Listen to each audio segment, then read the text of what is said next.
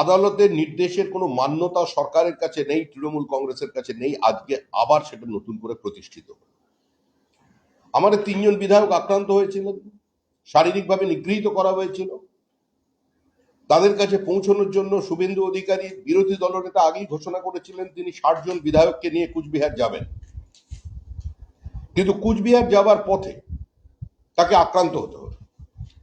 তিনি যেই কুচবিহার যাচ্ছিলেন, এটা সম্পূর্ণ হাইকোর্টের নজরদারিতে যাচ্ছিলেন। আদালতের পক্ষ থেকে বলা হয়েছিল 60 জন নয়, 5 জন বিধায়ককে তিনি নিয়ে যেতে পারেন। প্রশাসনকে নির্দেশ দেওয়া হয়েছিল যে এর সুরক্ষার দায়িত্ব পুলিশের। কিন্তু কার্যত দেখা গেল বিরোধী দলনেতা, সংসদীয় গণতন্ত্রে যার অবস্থান, যার পদমর্যাদা মুখ্যমন্ত্রীর পরে, তিনি আক্রান্ত হলেন। তার উপরে এই প্রাণঘাতী আক্রমণ চলল একটি মসজিদের সামনে, যে জায়গায় ডেমোগ্রাফিক ডিজাইন বদলে গেছে অনুপ্রবেশের কারণে, যেখানে বিভিন্ন সময় জামাতের কাজকর্মের জন্য মানুষের সামনে তার প্রসিদ্ধি এসেছে। আজকে সেখানে সেই রোহিঙ্গারা, সেই জামাতিরা, শোনা যাচ্ছে তারা আজকে প্রকাশ্যে পুলিশের উপস্থিতিতে তারা বিরোধী দলনেতার গাড়ির উপরে একটা হামলা চালান। যদি সিআইএসএফ না থাকতো তাহলে শুভেন্দু অধিকারী আজকে জীবিত থাকতেন না। তাহলে রাজ্যের বিরোধী দলনেতার যদি সুরক্ষা না থাকে এবং হাইকোর্টের নির্দেশের পরেও যদি পুলিশ তাকে রক্ষা করতে না পারে, সাধারণ মানুষ বা সাধারণ বিরোধী রাজনৈতিক দলের কর্মীরা কিভাবে পশ্চিমবঙ্গে আছে সেটা আর নতুন করে কোনো বলার অপেক্ষা রাখে না। আমরা রাজ্য জুড়ে বিভিন্ন জায়গায় আজকে পথ অবরোধ করছেন আমাদের কর্মীরা বিরোধী দলনেতার উপরে এই আক্রমণের প্রতিবাদে। এবং শুধু আজকের ঘটনা নয়, রাজ্যের বিরোধী দলনেতা, প্রাক্তন রাজ্য সভাপতি যেখানে যেখানে গেছেন, তার 90% ক্ষেত্রেই হাইকোর্টের দরজায় গিয়ে তাদের কড়া নাড়তে হয়েছে অনুমতি পাওয়ার জন্য। পুলিশ কোনো অনুমতি দিচ্ছে না। কোভিডের সময় আমাদের সাংসদ বিধায়করা তারা নিজের নির্বাচনী কেন্দ্রে ত্রাণ বন্টন পর্যন্ত করতে পারেন। এই পরিস্থিতি তৈরি করে দেওয়া হয়েছিল পশ্চিমবঙ্গে। আজ এই মুহূর্তে এ রাজ্যে কোনো আইনের শাসন নেই, আর তার মধ্যে এই জ্বলন্ত সমস্যা থেকে মানুষের দৃষ্টিকে দূরে সরাবার জন্য তারা বিভিন্ন সময় একটা উগ্র বাংলা প্রাদেশিকতার রাজনীতির জন্ম দিচ্ছেন, যে রাজনীতি পশ্চিমবঙ্গের লক্ষ লক্ষ পরিযায়ী শ্রমিক এবং ছোট ছোট কাজে যারা নিযুক্ত আছেন ভারতবর্ষের বিভিন্ন রাজ্যে, তাদের জীবন জীবিকাকে প্রশ্নচিহ্নের সামনে দাঁড় করাচ্ছে। পুরুলিয়ায় rare earth mineral 0.76 million ton তার সন্ধান পাওয়া গেছে। প্রায় 1.5 লক্ষ কোটি টাকার মতো এখান থেকে আমরা পেতে পারি। এটাকে কোনোভাবেই বাণিজ্যিক কারণে নিয়ে আসা যাচ্ছে না, কারণ রাজ্য সরকার এখানে কোনো পার্টিসিপেশন করছে না। শুধু তেল কিংবা ন্যাচারাল গ্যাস নয়, শুধু ম্যাঙ্গানিজ ওর নয়, এখন এই রেয়ার আর্থ মিনারেল নিয়েও তৃণমূল কংগ্রেসের অসহযোগিতা, তৃণমূল কংগ্রেসের উদাসীনতা রাজ্যের আর্থসামাজিক ব্যবস্থাকে কার্যত ধ্বংসের দিকে নিয়ে যাচ্ছে। একটা সরকার শুধুমাত্র খেলা মেলা উৎসবের মধ্যে দাঁড়িয়ে আছে। বুথে গিয়ে বলছে 10 লক্ষ টাকা দেব, পাড়ায় পাড়ায় সমাধান। আরে তৃণমূলই সবচেয়ে বড় সমস্যা, তার সমাধান মানুষ কয়েক মাসের মধ্যে করে দেবে। যারা একদিকে হলফনামা দিচ্ছেন যে আমরা ডিএ দিতে পারবো না, রাজ্যের দেও করের কোটি কোটি টাকা খরচা করে যারা নামি দামি কংগ্রেসি উকিলদের দাঁড় করাচ্ছেন, তারা পশ্চিমবঙ্গের মানুষের, পশ্চিমবঙ্গের পেনশনভোগীদের, পশ্চিমবঙ্গের সরকারি কর্মচারীদের সঙ্গে প্রতারণা করছেন। কিন্তু তারাই আবার অন্য জায়গায় এই হরিলুটের রাজনীতি চালিয়ে যাচ্ছেন। একটা সরকার সে 200 কোটি টাকা দিয়ে মন্দির তৈরি করে ফেলে শুধুমাত্র আইনের ফাঁক নিয়ে। তারপরে তার কোটি কোটি টাকা খরচা করে প্রসাদ বিতরণ চলেছে। এখন বলছে আমি পাড়ায় পাড়ায় গিয়ে টাকা পৌঁছে দেবো। কার টাকা? কিসের টাকা? কিভাবে টাকা দেবেন? সরকারের প্রাতিষ্ঠানিক লুটের কারণে, উদাসীনতার কারণে, দুর্নীতিকে ঢাকবার কারণে হাজার হাজার ছেলে মেয়ে আজকে রাস্তায় বসে আছে। আজকে অবস্থা যায়নি। আরো ভয়ানক, আমাদের কলকাতা স্টক এক্সচেঞ্জ, যা ছিল একসময় বম্বে স্টক এক্সচেঞ্জের থেকেও আগে, যার ভলিউম প্রতিদিনের ট্রানজাকশন বা আধুনিক ভারতবর্ষে কলকাতা স্টক এক্সচেঞ্জের বাইরে আজকে সেখানে দুর্নীতি বা সেখানে ফেক ট্রানজাকশন এত বেশি বেড়েছে, আজকে কলকাতা স্টক এক্সচেঞ্জ চিঠি দিয়ে তারা জানাচ্ছে যে তারা কলকাতা স্টক এক্সচেঞ্জকে বন্ধ করে দিতে চায়। এই ধরনের ভয়াবহ অবস্থা একটা দুটো প্রজন্মকে ধ্বংস করে তৃণমূল কংগ্রেস থেমে থাকেনি। একটা রাজ্যের অর্থনৈতিক পরিকাঠামোকে সম্পূর্ণ ভেঙে দেওয়ার যে নিদর্শন তৃণমূল কংগ্রেস প্রতিষ্ঠা করলে এর আগে অতীতে কোনোদিন এই জিনিস দেখা যায়। আজকে দুর্ভাগ্যজনকভাবে আমারই একটি প্রশ্নের উত্তরে আজকে জানানো হচ্ছে যে সেবির কাছে এটা এখনো পর্যন্ত সিদ্ধান্ত হয়নি, কিন্তু সেবির কাছে তারা বলছেন, মানে আমাদের পঙ্কজ চৌধুরী তিনি আমাকে আজকে উত্তর দিয়ে জানিয়েছেন যে 18 February 18, 2025, CSE submitted a proposal for voluntary exit as a stock exchange under the SEBI prescribed exit policy for stock exchanges. The proposal is currently under examination by SEBI. সেবি কে চিঠি লিখে কলকাতা স্টক এক্সচেঞ্জ তারা তাদের দরজায় তালা ঝুলিয়ে দিতে চাইছে। আজকে কোথায় যাবে পশ্চিমবঙ্গ? রাজ্যে নতুন কোনো বিনিয়োগ নেই। এ রাজ্য থেকে একজনের পর একজন শিল্পপতি আজকে পুঁজি সরিয়ে অন্য জায়গায় নিয়ে যাচ্ছে। শুধু এই ফ্লাইট অফ ক্যাপিটালে নয়, আজকে যদি এখান থেকে স্টক এক্সচেঞ্জ চলে যায় তাহলে আগামী দিনে এখানে কি বার্তা যাবে শিল্পপতিদের কাছে? কোন বড় শিল্পপতি এখানে আসবেন বড় শিল্প তৈরি করতে? শিল্প ছাড়া এই মুহূর্তে পশ্চিমবঙ্গের অন্য কোনো ভবিষ্যৎ নেই।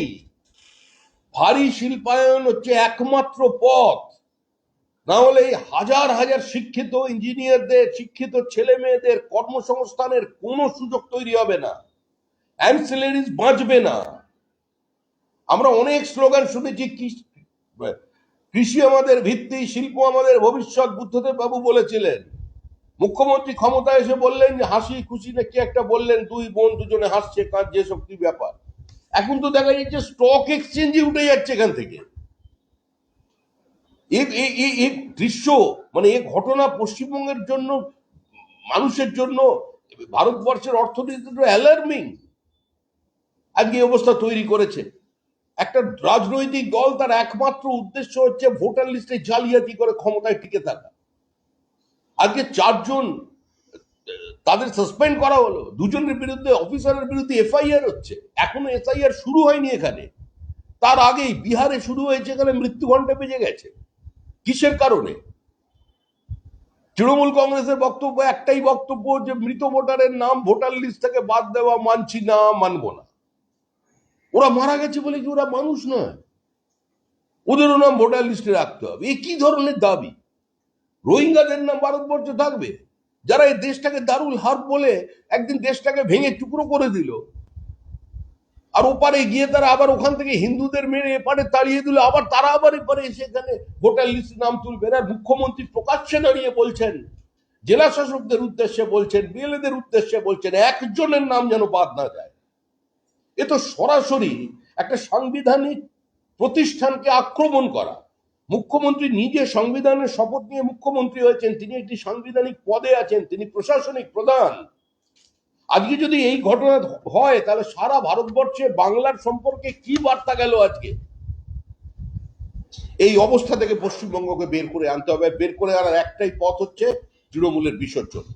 তৃণমূল যাচ্ছে, তৃণমূল যাবে, তৃণমূল চলে যাচ্ছে, আবার যাবার আগে এই জন্য এই ধরনের আক্রমণ চলেছে। একদিকে বিজেপির ওপরে আক্রমণ করছে, মুখ্যমন্ত্রী নিজে বলছেন বিজেপি নেতাদের ঘেরাও করো।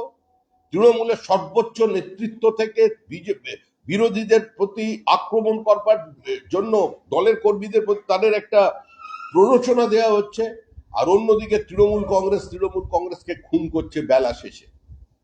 একদিকে মরছে মুসলমান, মারছে মুসলমান, যে মারা যাচ্ছে এই পরিস্থিতি তৈরি করেছে।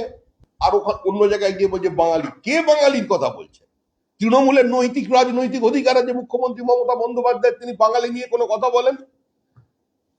এই কলকাতা, এই দিল্লির বুকে যেদিন বন্দে মাতরমকে প্রত্যেক সরকারি স্কুলে গাইবার জন্য বাধ্যতামূলক করা হয়েছিল, সেদিন মুখ্যমন্ত্রী এই কংগ্রেস দলের মন্ত্রী ছিলেন, তিনি রাস্তায় নেমে প্রতিবাদ করেছিলেন বঙ্কিমচন্দ্র বাংলার এই অপমানে। যে বন্দে মাতরমের ধ্বনি নিয়ে সারা ভারতবর্ষে আন্দোলন হয়েছিল, স্বাধীনতার যুদ্ধ হয়েছিল, যে বন্দে মাতরম উচ্চারণ করে হাসি মুখে বিপ্লবীরা ফাঁসির দড়ি পরে নিয়েছিলেন গলায়, সেই বন্দে মাতরমকে নিষিদ্ধ করবার জন্য এখানে কংগ্রেস রাস্তায় নেমে আন্দোলন করেছিল। মুখ্যমন্ত্রী সেদিন প্রতিবাদ করেছিলেন। যেদিন সৌগত রায় বলেছিলেন বন্দে মাতরমের মধ্যে সাম্প্রদায়িকতার গন্ধ আছে, প্রতিবাদ করেছিলেন। যেদিন বুদ্ধদেব ভট্টাচার্য বলেছিলেন যে যে বঙ্কিমচন্দ্রের মতো একজন প্রতিভাবান ঔপন্যাসিক কি করে তিনি আনন্দমঠ উপন্যাসটি লিখেছিলেন, এটা ভাবলে তাকে আশ্চর্য হতে হয়। সেদিন মুখ্যমন্ত্রী কংগ্রেসে থাকলেও তার কোনো প্রতিবাদ করেছিলেন? তার কোনো প্রতিবাদ করেননি। যেদিন ফিরহাদ হাকিম প্রকাশ্যে বললেন যে সেদিন আর বেশি দেরি নেই, যেদিন কলকাতার অর্ধেক মানুষ, মানে বাংলার অর্ধেক মানুষ, 50% বেশি মানুষ উর্দু ভাষায় কথা বলবে, সেদিন একবারও মুখ্যমন্ত্রী ফিরহাদ হাকিমকে সাবধান করেছিলেন? বাংলার কথা বলছেন, বাঙালির কথা বলছেন, রামধেনুকে রংধেনু বানানোর কথা বলছেন। বাংলার ভালোবাসা, বাংলার ঐতিহ্য শিখতে হবে। আরে বিজেপি বাঙালির পার্টি, বাংলার পার্টি। যদি কেউ মনে করে দেখেন ওই ন্যারেটিভ তিনি তৈরি করবেন আর বিজেপি এই নিয়ে সারাদিন কথা বলে যাবেন, ভুল করছেন। পরাধীন ভারতবর্ষে ব্রিটিশ ইন্ডিয়ায় একমাত্র কলকাতা বিশ্ববিদ্যালয়ে প্রথম কনভোকেশন মিটিং হয়, যেখানে বাংলায় বক্তৃতা করেছিলেন কবিগুরু রবীন্দ্রনাথ ঠাকুর, আর তাকে নিয়ে এসেছিলেন শ্যামাপ্রসাদ মুখোপাধ্যায়। রবীন্দ্রনাথের কোনো প্রথাগত শিক্ষা না থাকা সত্ত্বেও তিনি রবীন্দ্রনাথের কলকাতা বিশ্ববিদ্যালয়ে এসে পড়ান, তার জন্য ব্যবস্থা করেছিলেন। যেদিন রবীন্দ্রনাথ বক্তৃতা করেন, একটু পড়বেন, দয়া করে পড়বেন, সবাইয়ের কাছে আহ্বান জানাচ্ছি। সেদিন রবীন্দ্রনাথের বক্তব্যটা, ইউনিভার্সিটি কনভোকেশনের বক্তব্যটা রবীন্দ্রনাথ কি রাখছেন একবার পড়বেন, হাত জোড় করে অনুরোধ করছি পড়বেন। আর সেদিন যেদিন রবীন্দ্রনাথ বক্তব্য রাখেন, সেদিন সমস্ত সংখ্যালঘু ছাত্রছাত্রীরা সেই বক্তৃতাকে বয়কট করেছিল, কারণ বাংলা ভাষা দেব ভাষা থেকে উৎপত্তি হয় একটি ভাষা হিসেবে। মুখ্যমন্ত্রী তো বললেন বাংলার ইতিহাস 4 খণ্ডে বার করবেন। আলাপন বন্দ্যোপাধ্যায় ছিলেন। আলাপন বন্দ্যোপাধ্যায়ের বাংলা সাহিত্যের উপর তার দখল নিয়ে তো সেটা নিয়ে তো কোনো প্রশ্ন করা যায় না।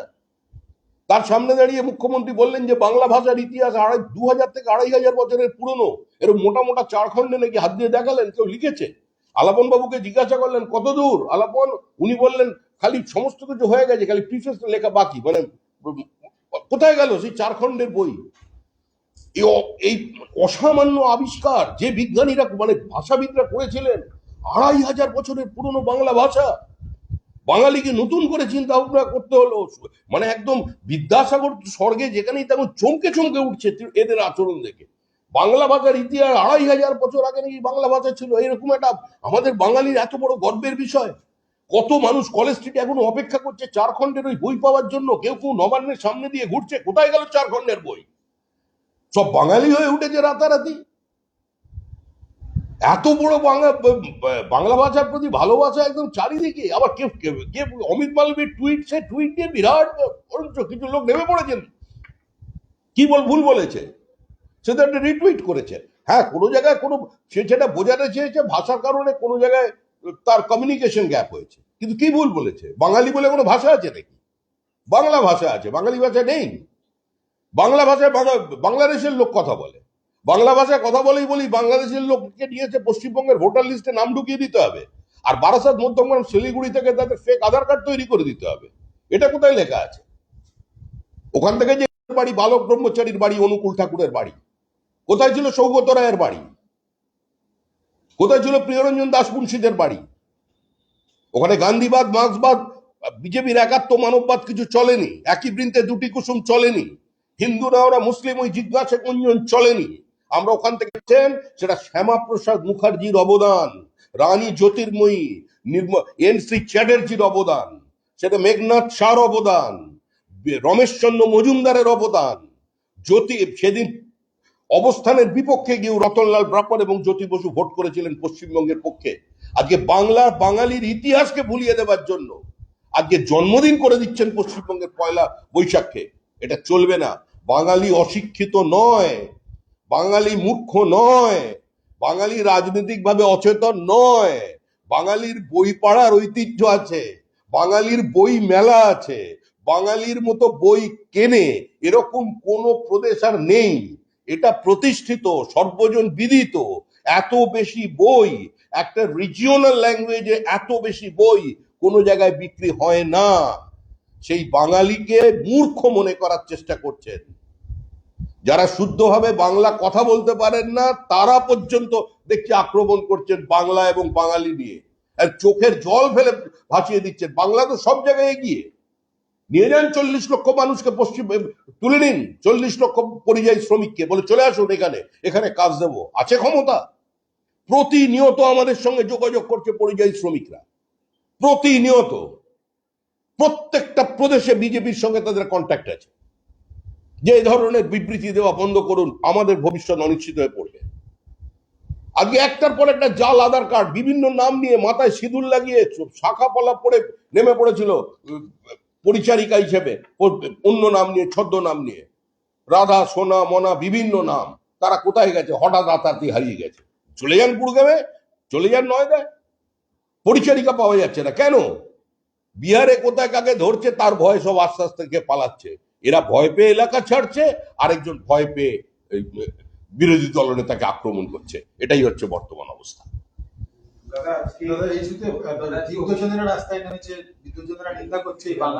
কে বিদ্যুৎজন? কোন বিদ্যুৎজন? বাড়ি কোথায় ছিল? ওইখানে যখন বাঙালিদের, বাঙালি হিন্দু মেয়েদের উপর একের পর এক বলাৎকার চলছিল বাংলাদেশে, যখন ইন্দিরা গান্ধীর কুশপুত্তলিকার সঙ্গে নোংরামি করা হচ্ছিল, প্রতিনিয়ত করা হচ্ছে, ওখানে যখন ইন্দিরা গান্ধীর নামাঙ্কৃত লাইব্রেরি 70,000 বইকে জ্বালিয়ে দেওয়া হলো, যখন ছোট ছোট বাচ্চাদের, স্কুলের বাচ্চাদের বইগুলোতে আগুন ধরানো হলো মুর্শিদাবাদে, তখন কোথায় ছিল বিদ্যুৎজনেরা? কাদের বিদ্যুৎজন? কে বিদ্যুৎজন? ওগুলো সব মুখ্যমন্ত্রী তৈরি করা বিদ্যুৎজন, ও তৃণভোজী বিদ্যুৎজন। বিদ্যুৎজনরা চুপ ছিলেন কেন? মহেশতলায় আক্রমণটা চোখে পড়েনি? বিদ্যুৎজনরা মোমবাতিটা কোথায় রেখেছিলেন? ঘরের মধ্যে কোথায় ঢুকিয়ে রেখেছিলেন মোমবাতি? রাস্তা বেরোতে পারেননি? খিদিরপুরে যখন বেঁচে বেঁচে দোকানগুলো আগুন লাগানো হলো, কোথায় ছিলেন বিদ্যুৎজনেরা? যখন নদিয়ায় বিভিন্ন স্কুলের সামনে পোস্টার পড়ে গেল যেখানে মূর্তি পুজো বন্ধ করো, কোথায় ছিল বিদ্যুৎজনেরা? মুর্শিদাবাদে প্রতিমা তৈরি করে, দুর্গাপুজো, কালী ঠাকুরের মূর্তি, সরস্বতীর মূর্তি তৈরি করে বলে এই অপরাধে বাবা আর ছেলেকে কুপিয়ে খুন করা হলো, কোথায় ছিল বিদ্যুৎজনেরা? যেদিন মুখ্যমন্ত্রী মমতা বন্দ্যোপাধ্যায়কে কদর্য নোংরা ভাষায় আক্রমণ করা হলো, একজন জিহাদি দাঁড়িয়ে আক্রমণ করলো আজকে ডোমজুড়ের ওখানে ঘটনার পরে, কোথায় ছিল বিদ্যুৎজনেরা? প্রতিবাদ করেছিলেন? বিদ্যুৎজনের কথা বলছেন বাংলা বাঙালি, আর তার মধ্যে সিপিএম ঢুকে পড়ছে, বামপন্থী। যেদিন কমিউনিস্ট পার্টির নেতাকে বাংলাদেশে প্রথম গুলি করা হলো, সেদিন দাঁড়িয়ে কলকাতায় মিছিল বার করেছিলেন, যেখানে জেনোসাইড চলেছে, প্রতিদিন হিন্দুদের বাড়ির মেয়ে তুলে নিয়ে যাওয়া হচ্ছে। কোথায় প্রতিবাদ? এপার বাংলা ওপার বাংলা এক, দিবে আর নিবে, মিলাবে মিলিবে। এসব এসব চালাকি সহ্য করবে বাঙালি? আমি আবার বলছি, বাঙালি অশিক্ষিত নয়, বাঙালি মূর্খ নয়, বাঙালি রাজনৈতিকভাবে অচেতন নয়, বাঙালি ইতিহাস বিস্মৃত নয়, বাঙালি পশ্চিমবঙ্গকে পশ্চিম বাংলাদেশ হতে দেবে না। জাতীয়তাবাদী যারা মুসলমান আছেন, মুক্ত মনস্ক যে মুসলমানেরা আছেন, যারা আধুনিক পৃথিবীতে বেঁচে থাকতে চান, উচ্চ শিক্ষা যাদের নিজের ছেলে মেয়েদের শিক্ষিত করতে চান, যারা সমাজের মূল স্রোতে আসতে চান, তারা এদের সমর্থন করে না। আজকে সমস্ত মুসলমানকে যারা আফজল গুরুর লাইনে দাঁড় করিয়ে দিতে চাইছে বিজেপি, তার বিরোধিতা করছে। আমরা চাই বাংলার মুসলমান সৈয়দ মুস্তাফা আলী মুস্তাফা সিরাজের সঙ্গে, এপিজে আব্দুল কালামের সঙ্গে এক পথে দাঁড়ান। এই ইতিহাস, এই মিথ্যাচার দিয়ে বদলে দেওয়া যাবে না। দাদা, আজকে যখন বিরোধী দলনেতার উপর হামলা হচ্ছে, সেই সময় অভিষেক বন্দ্যোপাধ্যায় তিনি তার কর্মীদের বলেছেন যে বিজেপি নেতা দেখলেই জয় বাংলা বলবেন, জয় বাংলা বলে স্লোগান। এটা তো প্ররোচনা, এটা তো প্ররোচনা। উনি কি মনে করছেন একতরফা এরকম চলতে পারে নাকি? বিজেপি নীতিগতভাবে কোন নির্বাচিত সরকারকে 356 দ্বারা প্রয়োগ করে ফেলে দেওয়ার পরিপন্থী। বিজেপি নীতিগতভাবে কোনো জায়গায় 355 দ্বারা জারি করেছে সরকারের বিপরীত অবস্থানে গিয়ে যুক্তরাষ্ট্রীয় ব্যবস্থাকে অস্বীকার করবার বিরুদ্ধে, নীতিগতভাবে বিরুদ্ধে। কিন্তু প্রত্যেক জিনিসের একটা সীমা থাকে। আজকে পশ্চিমবঙ্গের যে অবস্থা ঘটছে, এটা ধীরে ধীরে মণিপুর বলছেন, তো মণিপুরকে ছাপিয়ে যাচ্ছে।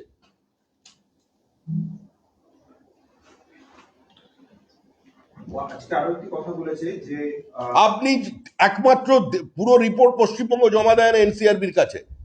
পশ্চিমবঙ্গের জমা দেওয়া রিপোর্টের তালিকার মধ্যে দেখুন, এই যে দিল্লিতে সব নেতারা এসসি এসটি ওবিসি নিয়ে কথা বলেন, পার্লামেন্ট অচল করে দেন, একবার তালিকাটা দেখুন পশ্চিমবঙ্গের রাজনৈতিক খুনের তালিকা, কত সংখ্যালঘু আছে, কত ওবিসি আছে, আর কত এসসি আছে, কত এসটি আছে।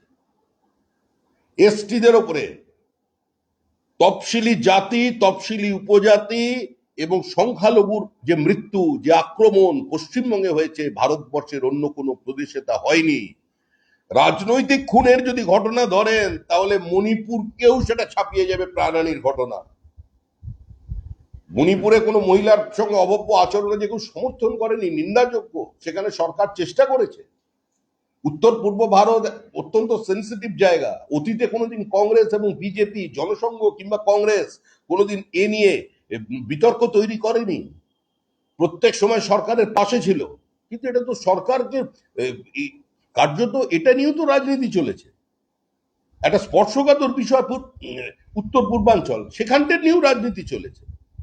কংগ্রেসের মন্ত্রী তিনি বলে দিলেন যে উগ্রপন্থীরা কোথা থেকে এসছে, পাকিস্তান থেকে এসছে, এর কি প্রমাণ আছে? তিনি আবার স্বরাষ্ট্রমন্ত্রী ছিলেন, পি চিদম্বরম।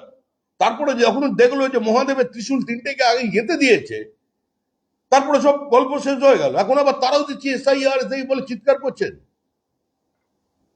ওনাকে বলুন না যে বিজেপির এই ইডি সিবিআই এর অতি সক্রিয়তা নিয়ে আজকে সিপিআইএম এবং কংগ্রেস একসঙ্গে গলা ফাটাচ্ছে, অধীর চৌধুরী উল্টে যে তদন্তের গতি স্লথ হয়েছে। উনি বলুন, অধীর চৌধুরী একবার দাঁড়িয়ে পশ্চিমবঙ্গে যে বিজেপির এই যে তদন্ত, এটা রাজনৈতিক প্রতিহিংসামূলক তদন্ত হচ্ছে, বলাতে পারবেন অধীর চৌধুরীকে দিয়ে? বলাতে পারবেন না। আজকে উনি আরো একটি কথা বলেছেন যে একজনের নামও যদি বাদ দেওয়া হয়, আমি চ্যালেঞ্জ করছি যে এরপর কোন বিজেপি নেতা বাংলায় পা দিয়ে দেখা আমরা বুঝে নেব। তাকে বলছে যে কারোর নাম যদি এসআইআর এ বাংলা থেকে একজনের নামও বাদ যায়, আপনাদের কেন্দ্রীয় নেতাদের উদ্দেশ্যে বলেছে যে একজন বিজেপির নেতাও বাংলায় পা দিয়ে দেখান, আমরা বুঝে নেব। বিজেপি সুব্রত মুখার্জি একবার বলেছিলেন এমার্জেন্সির সময় যে জেপির ফ্লাইট কি করে কলকাতায় নামে আমি বুঝে নেব। তার পরের ঘটনা প্রত্যেকের জানা। আজ পর্যন্ত পশ্চিমবঙ্গে কোনোদিন ক্ষমতায় ফিরতে পারে দয়া আছে, কারোর দয়ায় নয়, ভারতবর্ষের মানুষের আশীর্বাদ নিয়ে।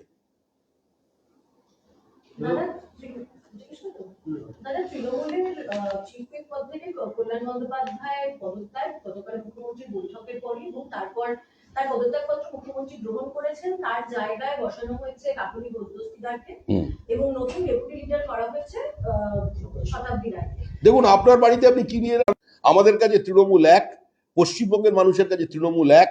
পশ্চিমবঙ্গের মানুষ জানে প্রশাসন, পুলিশই তৃণমূল, তৃণমূলই পুলিশ, সমাজ বিরোধী পুলিশ, তৃণমূলের নেতা নেত্রী মিলেমিশে একাকার হয়ে গেছে। আর তৃণমূলের কাছে রাজনীতি একটা খেলা। সেজন্য মানুষ এই দলটাকে এখন উৎখাত করবে। এদের আভ্যন্তরীণ সমীকরণ নিয়ে কোনো মানুষের কোনো আগ্রহ নেই। আর মানুষের যেখানে কোনো আগ্রহ থাকে না, স্বাভাবিকভাবে বিরোধী রাজনৈতিক দলেরও কোনো সেটা নিয়ে উৎসাহ নেই। ঘাটালে আছেন মুখ্যমন্ত্রী মমতা বন্দ্যোপাধ্যায়, বন্যা কবলিত অঞ্চল ঘুরে ঘুরে দেখছেন তিনি, এবং সেখানকার কি সমস্যা আছে এগুলো শুনছেন। আজকে মেদিনীপুরে থাকবেন, কাল ঘাটালে কি মানুষ, উনি জানেন না সমস্যা কি আছে? তিলপাড়া ব্যারেজে ফাটল ধরলো কেন? Illegal sand mining. উত্তরবঙ্গের লক্ষ লক্ষ একর জমি চলে যাচ্ছে জলের নিচে, কারণ কি? নদী কেন গতিপথ বদলাচ্ছে? ইললিগাল স্যান্ড মাইনিং, নদী থেকে পাথর তুলে নেওয়া। এটা সারা রাজ্য জুড়ে চলছে। বিভিন্ন জায়গায় একটা অবৈজ্ঞানিক ভাবে বাঁধ তৈরি, বাঁধ দিয়ে দেওয়া, বিভিন্ন জায়গায় ফেরিঘাটের নামে নদী পারাপার করবার জন্য জিনিসপত্র বসিয়ে দেওয়া। তৃণমূল কংগ্রেসের অকারণের কেন্দ্র বিরোধিতার কারণে এবং শুধুমাত্র খেলামেলার দিকে মন দেওয়ার কারণে মানুষের দৈনন্দিন জীবন যন্ত্রণা থেকে এই সরকার নিজেকে দূরে সরিয়ে রেখেছে। যারা দেখছি বারুইপুর পূর্ব এবং ময়না বিধানসভায়, বারুইপুর পূর্ব এবং ময়না বিধানসভায় যে দুজন ডাব্লিউবিসিএস অফিসারকে সরিয়ে দেওয়া হয়েছে, যে আপনার রাজ্য সরকারি কর্মচারী, আপনাদের চাকরি হারাবার কোনো ভয় নেই, কিন্তু এই অন্যায়, এই লুঠের কাছে মাথা নত করবেন না। এই সরকার বেশি দিনের জন্য নেই, এই সরকার চলে যাবে। আপনারা এই সরকারের কাছে আত্মসমর্পণ করে নিজেদের বিপদ বাড়াবেন না, নিজেকে কলঙ্কিত করবেন না। অভিষেক আজকে বলেছেন যে কোন কোন বুথ লেভেল অফিসাররা সিপিএম এর হয়ে বিজেপির হয়ে কাজ করছে তাদেরকে চিহ্নিত করুন এবং তাদেরকে চিহ্নিত করে দ্রুত আমরা সরাবার তাদের যদি কনস্টিটিউশনকে চ্যালেঞ্জ করেন, কনস্টিটিউশনাল বডিকে চ্যালেঞ্জ করেন, আর কেউ তো তৃণমূল কংগ্রেসের চাকরি করে না। ওখানে যারা চাকরি করছেন তারা তৃণমূল কংগ্রেসের চাকরি করছেন না, পশ্চিমবঙ্গ সরকারের চাকরি করছেন। যদিও তৃণমূল কংগ্রেস গত 14 বছর ধরে এই সরকারটাকে পশ্চিমবঙ্গ রাজ্য সরকার বানাতে পারেনি, তৃণমূল কংগ্রেস সরকারই রেখে দিয়েছে। দাদা, আপনার দলের একজন সাংসদ আজকে নির্বাচন কমিশনকে চিঠি পাঠিয়েছেন এবং সেখানে মুখ্যমন্ত্রী মমতা বন্দ্যোপাধ্যায়ের বিরুদ্ধে কয়েকটি ধারায় ব্যবস্থা নেওয়ার আর্জি জানিয়েছেন। যে সাংসদ চিঠি পাঠিয়েছেন এই প্রশ্নের উত্তর তিনি দেবেন। কল্যাণ বন্দ্যোপাধ্যায়কে একটু বলুন, মহামন্ত্রীর সঙ্গে ঝগড়ার জন্য তাকে সরিয়ে দেওয়া হলো, যে পদে তিনি ছিলেন। আমরা তো বলছি যে পারিবারিক অশান্তির মধ্যে ঢোকার আমাদের কোনো ইচ্ছা নেই।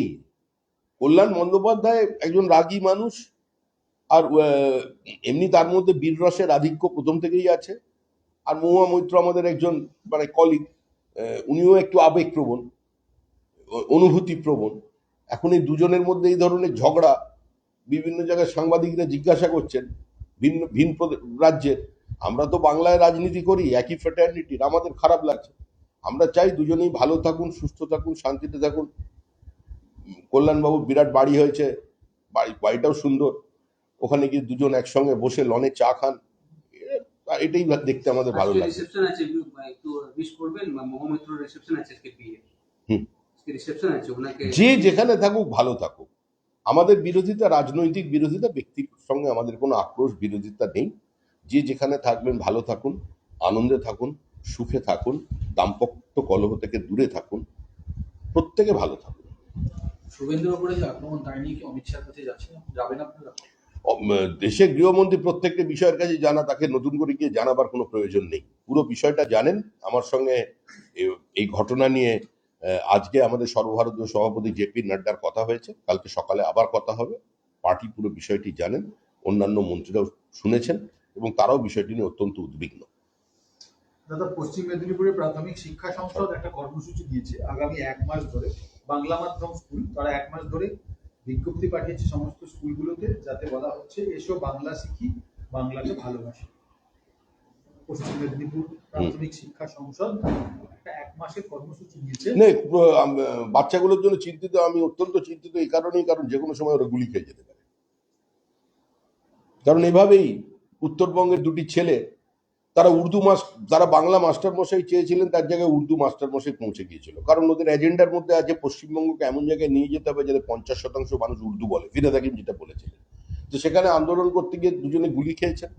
একজন গুলি খেয়ে এখনো অসুস্থ হয়ে বেঁচে আছেন, দুজনের এখনো সৎকার হয়নি। তাদের বাবা মা নিজেদের বাড়ির সামনে দেহগুলোকে পুঁতে রেখে দিয়েছে। মমতা বন্দ্যোপাধ্যায় সেই পুলিশকে শাস্তি দিয়ে, যারা গুলি চালিয়েছিলেন বা যারা এই ঘটনার সঙ্গে ছিলেন, তাদের শাস্তি দিয়ে একটা বার্তা দিন। আমি এই ছেলেগুলোর জন্য খুব চিন্তিত। বাংলাকে ভালোবাসি বলতে গেলে আবার কোনো উর্দুবাসী এসে গুলি নিয়ে চালিয়ে দেয়। রামকৃষ্ণ পরমহংসদেবের জন্মস্থানে দাঁড়িয়ে আজকে মমতা বন্দ্যোপাধ্যায় বলেছে যে হিন্দু ধর্ম বোঝার জন্য কোথাও যাওয়ার দরকার নেই, এখানেই শ্রীরামকৃষ্ণ এবং শ্রী সারদা দেবীর এবং বিবেকানন্দের কর্মক্ষেত্র। তারা বাংলায় কথা বলতেন, বাংলা শিখতে বা বাংলায় কথা বলতে অন্য কোথাও যাওয়ার যেমন দরকার নেই, হিন্দু ধর্মের জন্য অন্য কোথাও যাওয়ার দরকার নেই। তোতাপুরীর নামটা বলতে ভুলে গেছেন, একটু মনে করিয়ে দেবেন একটু। আর একটু দয়া করে গভীর রাতে কামারহাটি, বরানগর, দক্ষিণেশ্বর এসব জায়গায় একটু কান পাতবেন গভীর রাতে, যখন বাস ট্রাম চলে না, মানে গাড়ি ঘোড়া নেই, দেখবেন একটা কান্নার শব্দ পাবেন। ডুকরে ডুকরে কাঁদছেন রামকৃষ্ণ, উনি কাঁদছেন। বেলুর মঠে যাবেন, ওই জায়গাও দেখবেন একটা কান্নার আওয়াজ, ওই আবহ সঙ্গীতের মতো ভেসে আসছে, যে কোথায় ছিলাম, কোথায় এসেছি। আমি বলে গেলাম যত মত তত পথ, আর আমাকে নিয়ে ডাস্টবিনের ওপরে, যে বাড়ির সঙ্গে ঝগড়া তার বাড়ি ডাস্টবিনের ওপরে কাঁচের বাক্সে আটকে দিয়েছে, দিয়ে বলছে সব মত এক পথ, সেই পথ তৃণমূলের পথ। রামকৃষ্ণ কাঁদছে, ডুকরে ডুকরে কাঁদছে। মমতা আরো বলেছে যে